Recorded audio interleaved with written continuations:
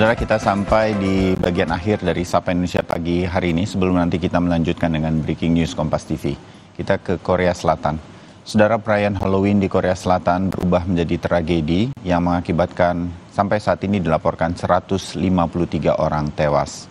KBRI, Kedutaan Besar Republik Indonesia di Korea Selatan, memastikan tidak ada WNI yang menjadi korban meninggal dunia.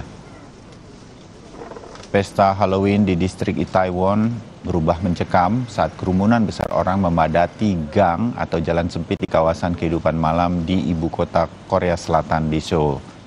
KBRI di Seoul memastikan bahwa tidak ada warga negara Indonesia yang meninggal dunia dalam tragedi Halloween di Itaewon.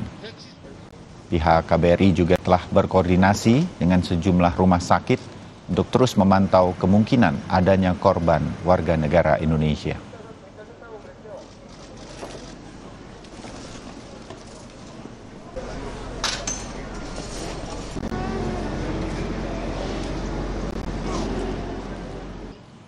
KBRI Seoul mendata ada 2 WNI yang menjadi korban luka-luka karena tragedi Halloween di Itaewon, Korea Selatan.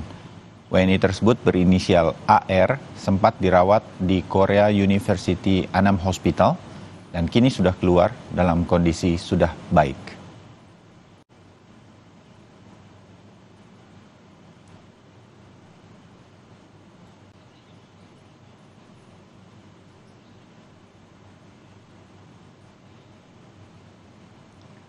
Ya, saudara, sekarang kami sela dengan gambar dari Pengadilan Negeri Jakarta Selatan. Ini gambar live atau langsung yang kami hadirkan untuk Anda mengenai kehadiran dari terdakwa Richard Eliezer di Pengadilan Negeri Jakarta Selatan yang tiba dari Bareskrim Mabes Polri, tempat Eliezer selama ini ditahan.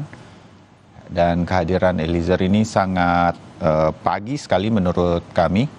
Sebelum nanti ia akan dihadapkan pada 12 orang saksi.